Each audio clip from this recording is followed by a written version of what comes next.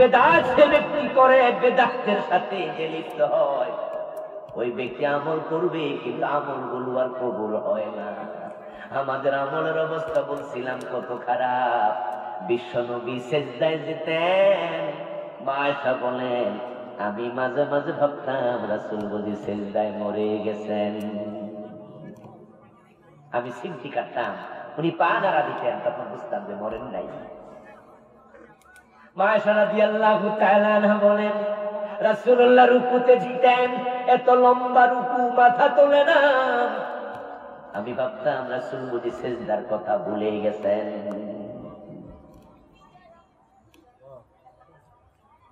কক্সবাজারের মানুষ, আপনারা তো মাছ ধরেন, মাছ বেশি বেশি এলাকায় পাওয়া যায়, সাগরের এলাকায়।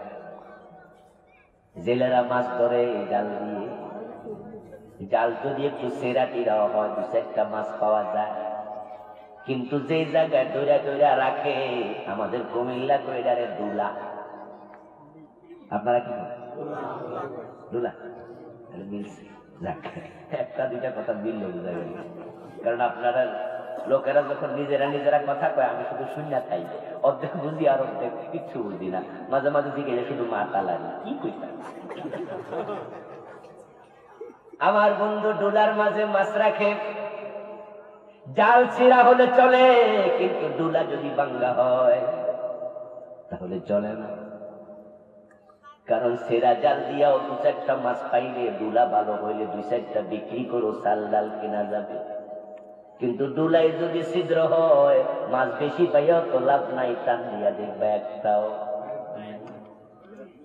এমনি আমল কম, এই আমল যদি কবুল হয় তাহলে আল্লাহ তাআলা রাসূল সুপারিশ করবে।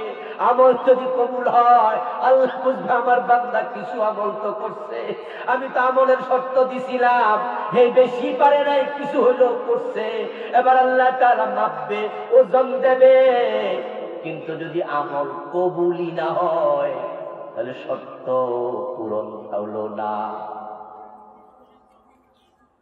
বেদাত করলে তো আমল কবুল হয় না। কিন্তু আমাদের দেশের মানুষ এখন বেদাতের সাথে লিপ্ত হয়ে গেছে। বেদাত আজকে পরতে পরতে সমাজের পাওয়া যাচ্ছে।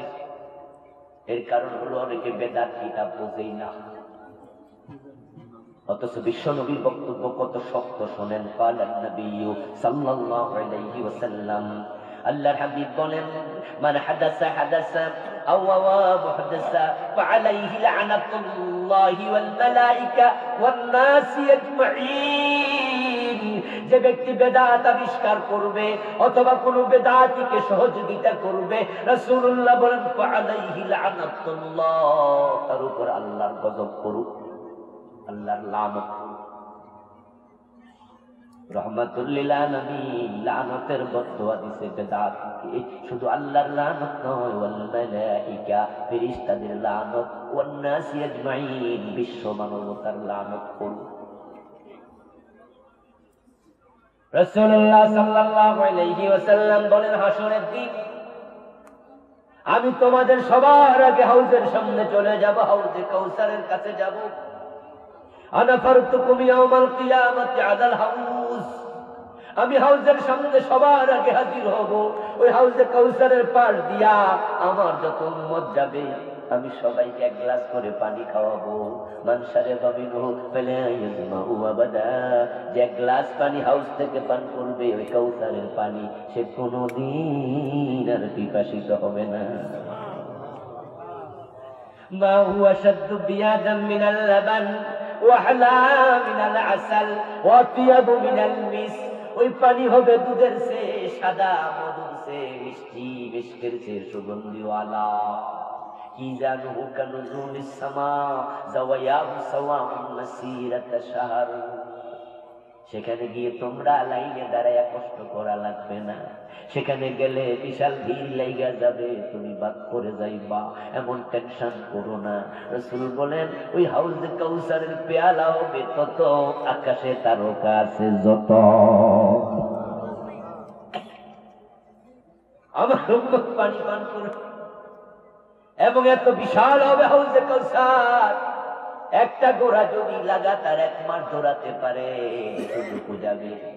হাউজে কাউসার পার হবে 4টা জাওয়ায়াহু সাওয়াউ, সেটা হবে মুরাব্বা, চতুর্ভুজ থাকবে। এক একটা আইল হবে 1 মাস ঘোড়া দৌড়ানোর রাস্তা, চারিদিকে ফেরেশতা পানি পান করাতে থাকবে। কিন্তু হঠাৎ করে একদল লোক আমার কাছে এসে বলবে, হুজুর আমরাও আপনার উম্মত, আমাদের পানি দেন। রাসূলুল্লাহ বলেন, আমি তাদেরকে পানি দেওয়ার জন্য আগাবো, আইয়ুহালু বাইনি ওয়া বাইনাহুম, হঠাৎ করে দেখব তাদের মাঝে আর আমার মাঝে একটা পর্দা পড়ে গেছে। فأقول إنهم مني, আমি তখন আওয়াজ দেব, বলবো কি হলো, তারা তো আমার উম্মত, পানি কেন দিতে পারলাম না, পর্দা কেন পড়ে গেল? বলা হবে, ফেরেশতারা ধরে এসে বলবে, ইন্নাকা লা তাদরি মা হাদাসু বাদাক, হুজুর আপনি জানেন না এই উম্মতগুলো আসল উম্মত না, তারা আপনার পরে অনেক বেদাত বানাইছে, তারা বেদাতি হয়ে গেছে। ফাকুলু সুহকান সুহকান লিমান গায়্যারা বাদি, তখন আমি নবী মুহাম্মদ বলবো, আমার পরে আমার দ্বীনের মাঝে যারা বেদাত বানায়া বিকৃতি তৈরি করেছিস, তারা দূর হ, দূর হ, তোদের সাথে আমার কোনো সম্পর্ক নাই। রাসূলের সুপারিশের আশা আমরা সবাই করি না? আহারে রাসূল সুপারিশ করবে, কিন্তু রাসূল বলেন, লা যুদান্না ইয়াউমাল কিয়ামাতি রিজালা, আমি কিছু লোককে কিয়ামতের দিন লাঠি লইয়া দৌড়ানি মারবো।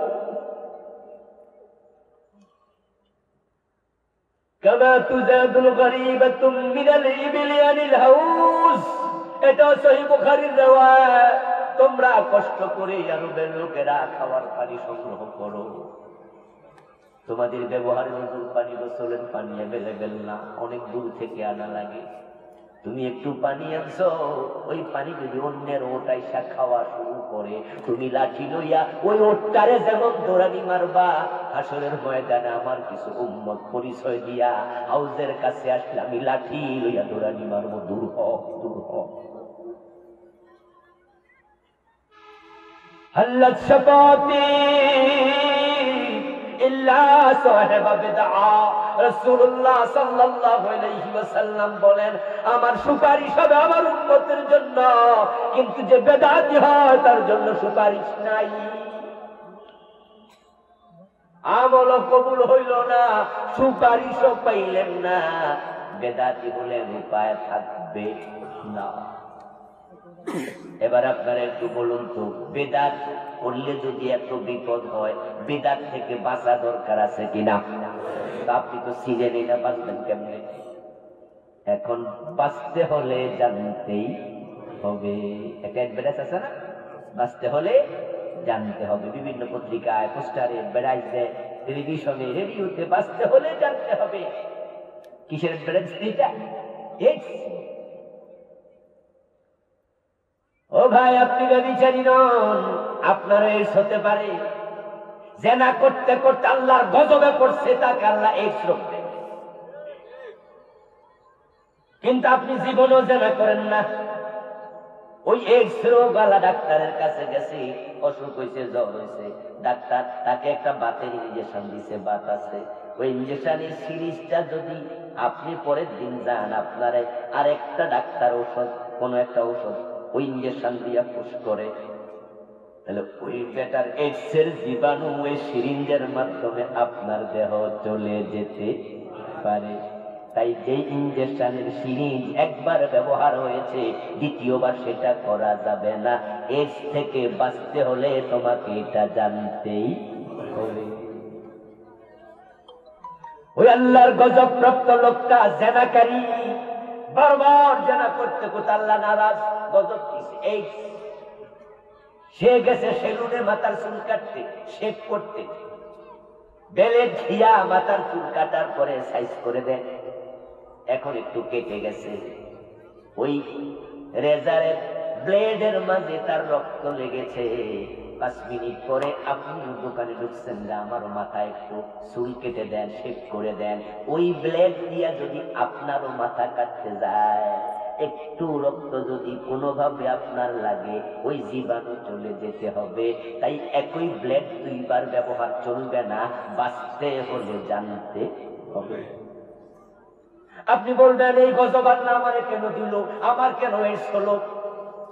এই চিৎকার দিয়া তোমার লাভ নাই। তুমি জানলা না কেন ব্লেড 2 বার ব্যবহার হয়েছে? তুমি সেলুনওয়ালার ধম খাও নাই কেন? এই দিয়া নতুন ব্লেড দাও, আমি এটা ব্যবহার করতে দেব না।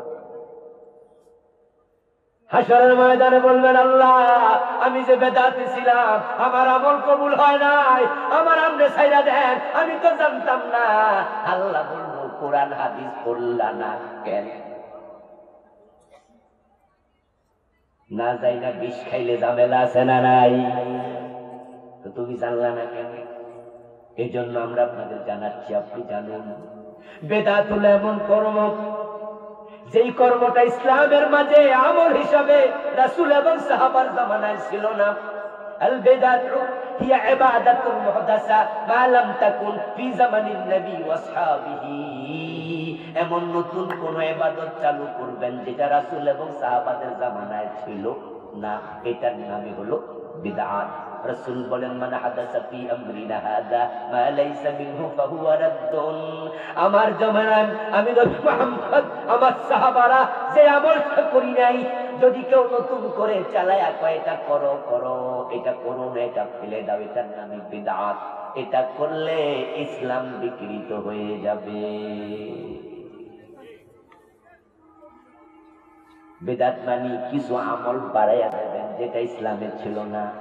এখন বাংলাদেশে এই আমলটাকে গুরুত্ব মানুষ দেয় না। অসুবিধা কি আছে? একটু বেশি করছে, অসুবিধা কি? আমার বন্ধু, গায়ের মাজা আমার জামা আছে, আপনাদেরও আছে। প্রত্যেকের জামার হাতা কয়টা? কথা বলেন, কয়টা? 2টা। আমার জামা একটু ময়লা লাগছে, আমি এটা নিয়ে দোফাকে দিলাম, ভাই তুমি 2 একটু আয়রন করে দাও। দোফা মিয়া 2 আয়রন করছে, আমি 3 দিন পরে গেছি, প্যাকেট আমার হাতে দিয়া কই, হুজুর আমার একটু 10 টাকা বেশি দিয়েন, আমার 20 টাকা 100 টাকা বেশি দেন। আমি কইলাম, ঘটনা কি? কাপড় ধুইলে সবাই দেয় 20 টাকা, আপনি 10, 20, 50, 100 বেশি চান কেন? হুজুর আপনার জামাটা বড় সুন্দর, আমি দেখছি, এই জন্য আমি মাঝখান দিয়া ফিট বরাবর নতুন কাপড় আইনা কাইটা আর একটা হাতা বাড়াইয়া দিছি, যদি এই কোনো হাতা নষ্ট হয় ওটা খুইলা লাগাইয়া। আমি তো খুশি হইয়া কপালে একটা চুমু দিয়া দিব, ঠিক না? কথা বলতে হবে কিন্তু, খুশি হব। আমি বলবো, তুই করলি আমার জামা 3 হাত মানিক, এই বেটা আমার জামায় হাত দিলি কেন? 10 টাকা বেশি দূরের কথা, উল্টা থাপ্পড় খাওয়ার সম্ভাবনা আছে না নাই? আপনি ক্ষেতের মাঝে লাগাইছেন ধান গাছ, আপনি খাতে ধান গাছ লাগানোর 15-20 দিন 1 মাস পরে যাইয়া দেখেন ক্ষেতের মাঝে ধান গাছের ফাঁকে ফাঁকে কত রকমের ঘাস উঠছে। ঘাসের গাছগুলো মোটামুটি বড় হয়েছে, ধান গাছের কাছাকাছি অথবা কোনোটা আর একটু লম্বা হইয়া গেছে। ওই ঘাস দেখে আপনি খুশি, মাশাআল্লাহ অনেক ঘাস আল্লাহ আমারে দিছে, ঠিক না? আপনি যদি কৃষক হন তাহলে আপনি বুদ্ধিমান, আপনি জানেন আগাছা থাকবে না, তাই আপনি 15 দিন 20 দিন পরে যাইয়া যাইয়া ধান গাছের পাকে পাকে যত আগাছা উঠছে টাইনা টাইনা শিকড় সহ তুলে ফেলেন। আপনি জানেন এই আগাছার কারণে মূল ক্ষেত নষ্ট হয়ে যাবে।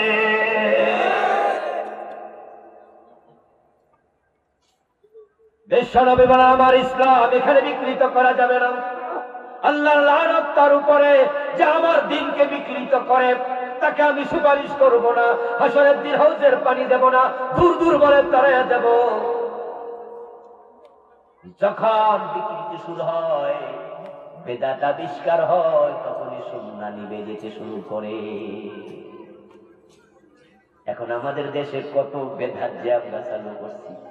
একটা বই আমি লিখছি, বাংলাদেশে চলমান 38টা লিখছি। এখানে আপনি নিজে করতেছেন অথচ নিজে জানেনই না।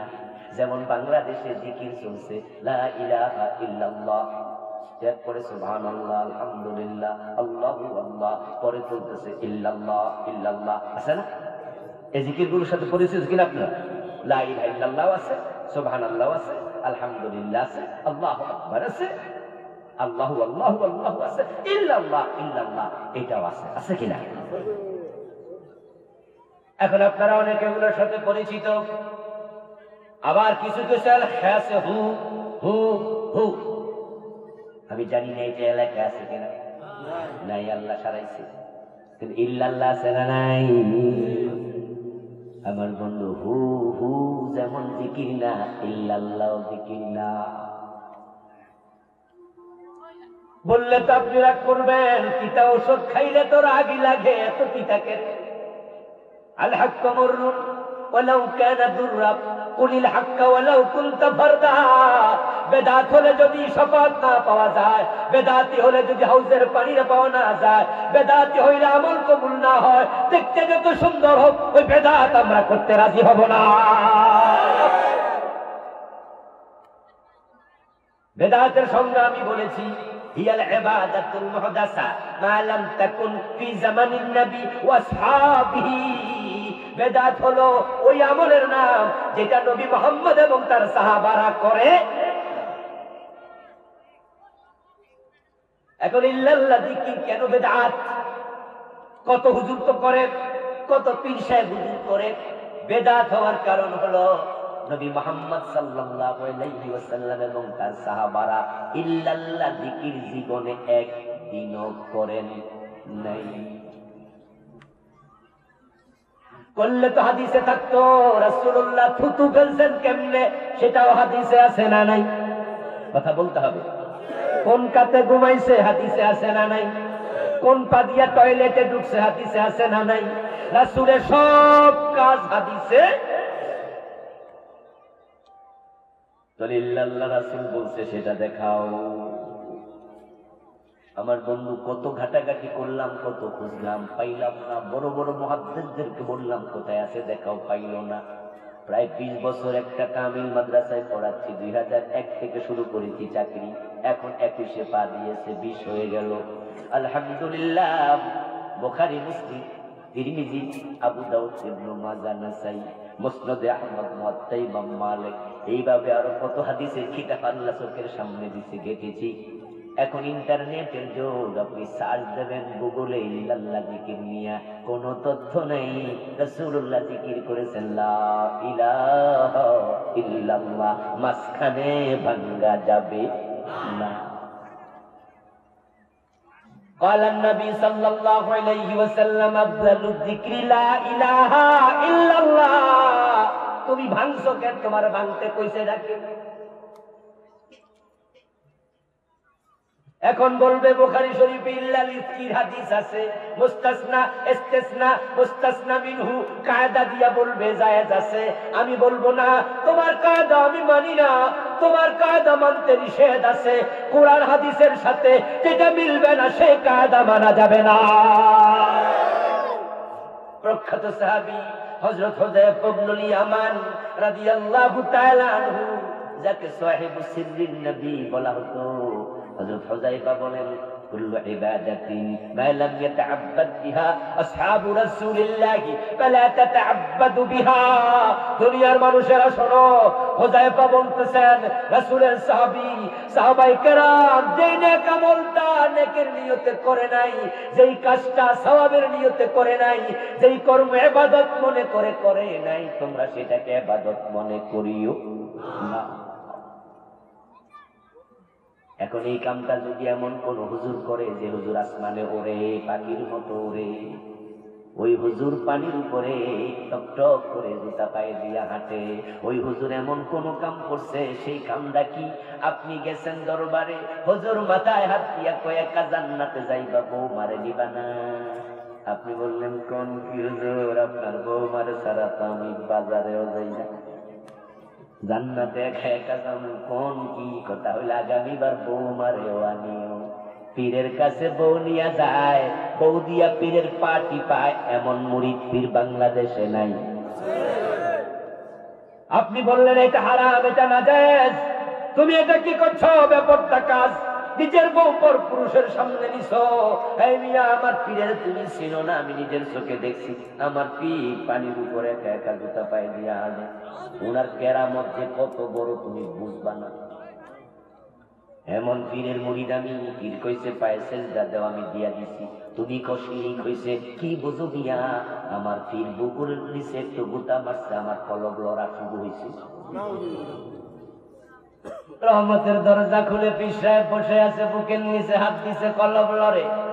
উনার কারামত জাহির হয়ে গেল, পানির উপরে হাঁটে, উনার কারামত জাহির হয়ে গেল। এখন উনি যা কয় তাই ইবাদত, উনি যুক্তি দিবে, যুক্তি ইবাদত। কোরআন হাদিসের দরকার আর নাই, তুমি ভুলের মাঝে আছো।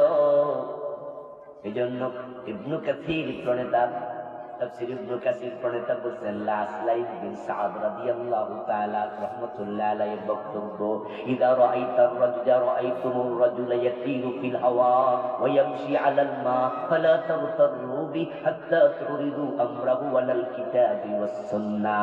তোমরা যদি দেখো কেউ আকাশে উড়ে বেড়ায়, কোন পুরুষ মানুষ পানির উপর হেঁটে যায়, তার কর্ম দেখে ধোকায় পড়ো না, ধোকায় পড়ো না, ধোকায় পড়ো না। তার কাজগুলোকে আগে কোরআন হাদিসের সাথে মিলাইবা, যদি না মিলে ছুঁড়ে ফেলে দাও, কারণ সে অলি নয়, সে জাদুকর হতে পারে। মাথা খাইটা আবার জোড়া লাগায়, এমন জাদুকর আছে না? না, সেই জন্য সে অলি হয়ে গেছে। অলি হওয়ার জন্য আপনার আমল কোরআন হাদিসের সাথে মিলতে হবে। রবিউল আউয়াল মাস যখন আসে, তখন বাংলাদেশের বিভিন্ন অঞ্চলে ঈদে মিলাদুন নবী উদযাপিত হয়। এমন কাজ আছে না নাই? মিছিল হয়, মিটিং হয়, জশ্নে জুলুস হয়, সেমিনার হয়, সিম্পোজিয়াম হয়, গেট বানায়, বিশাল বড় জশ্নে জুলুসের মিছিল, শুভেচ্ছার স্বাগতম, বিশ্ব নবীর আগমন। ওই মিছিলের পরে আবার খেচুড়িও খাওয়ায়, লাখ লাখ টাকা খরচ করে, সওয়াবের নিয়তে করে, ঠিক না? কিন্তু নবী মুহাম্মদ সাল্লাল্লাহু আলাইহি ওয়াসাল্লামের জন্ম দিবস উনি জীবনে একবারও পালন করেন নাই।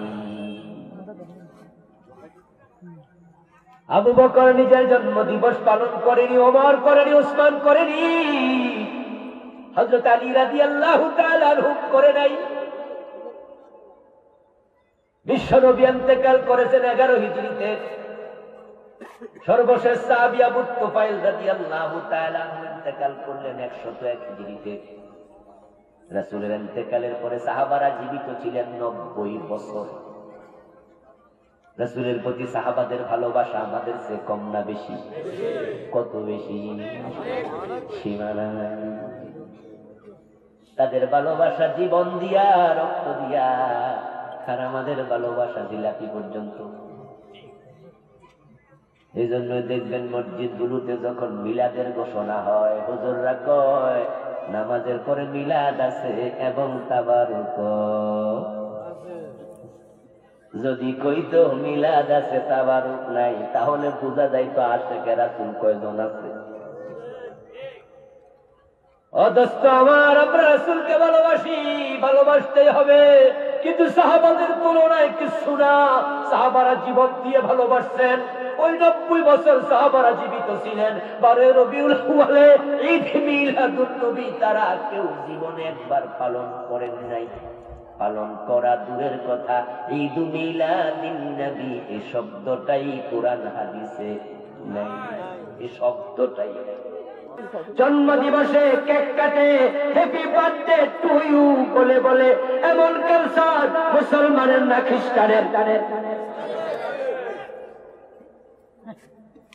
আমার বন্ধু, আমরা জন্ম দিবস পালন করি না, নিজেরটা করি না, নিজের বাবারটা করি না, মায়েরটা করি না, সন্তানেরটাও করি না।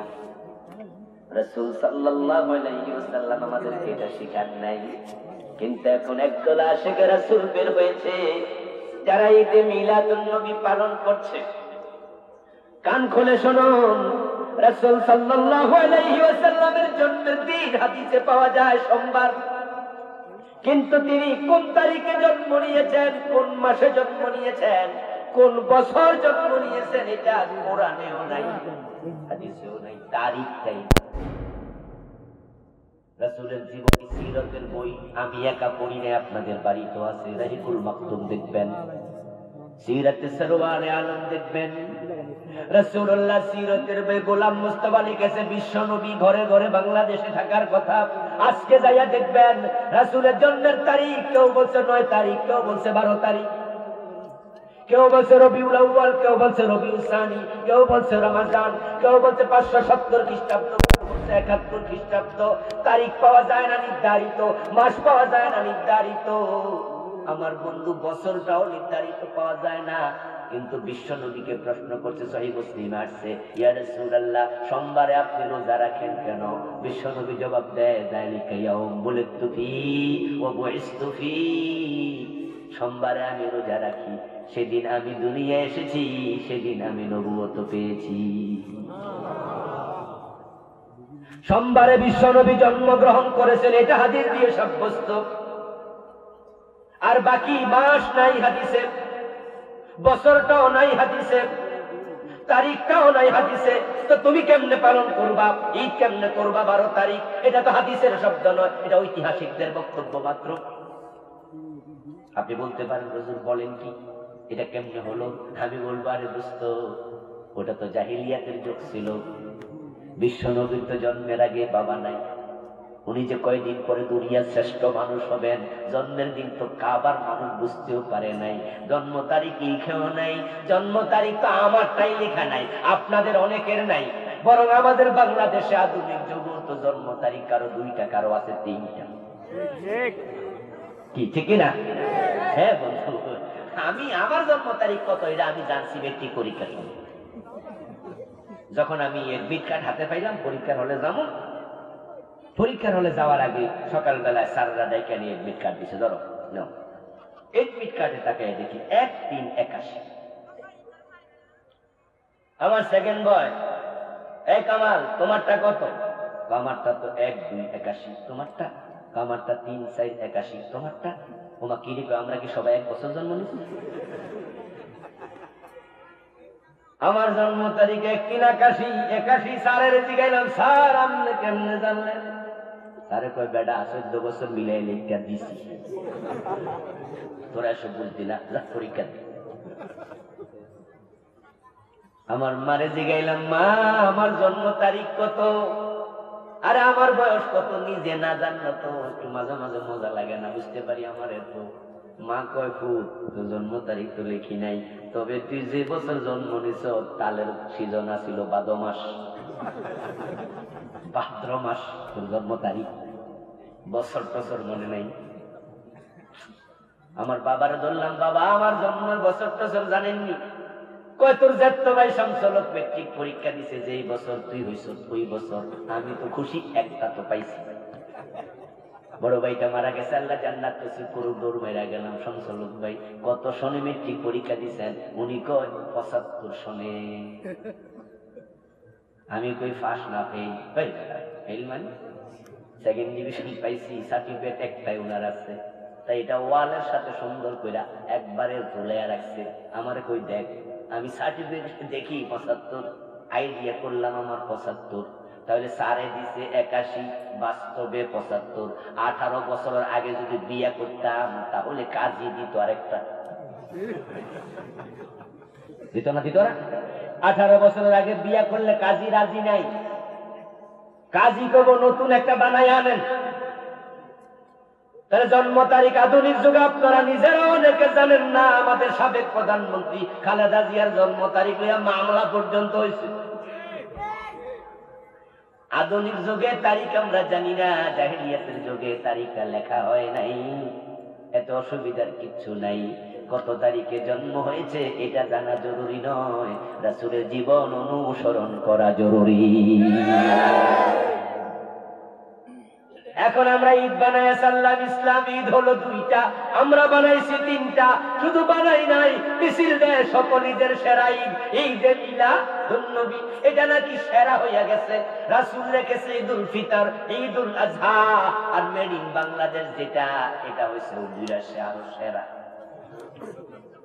তো মাঝে মাঝে আমি বেদাতীদেরকে জিজ্ঞাসা করি, বন্ধু বান্ধব কেউ কেউ করে, ভাইজান তোমাদের ঈদ যে সেরা বানাইলা, ঈদের নামাজ কয় রাকাত পড়ো? হুজুর কি ঈদের নামাজ?